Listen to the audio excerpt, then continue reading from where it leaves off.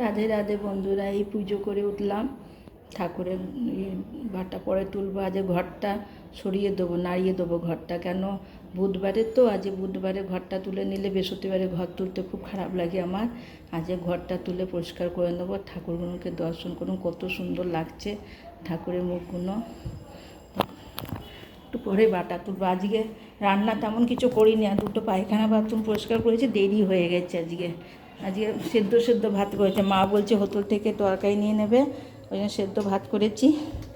এই যে আলু সেদ্ধ, মানে আলু পেঁপে সেদ্ধ আছে ভেতরে, বার করতে পারিনি। এই যে ডাল সেদ্ধ করে লঙ্কা দিয়ে লঙ্কা ভেজে দিয়ে রেখেছি, দোকানে যে মাখবো। এখন একদম সময় নেই, দোকানে চলে যাব। আমি এখনও মুড়ি খাইনি, মুড়ি খাবো। হাতটা ধুয়ে নিই একটু, হাত দিয়ে মুড়ি খাবো। এই তুলসী মায়ের দর্শন করুন, তুলসী মায়ের দর্শন করুন। এখনও ঠাকুরের বাটা তুলিনি, তুলবো, আর 2 মিনিট পরেই তুলবো।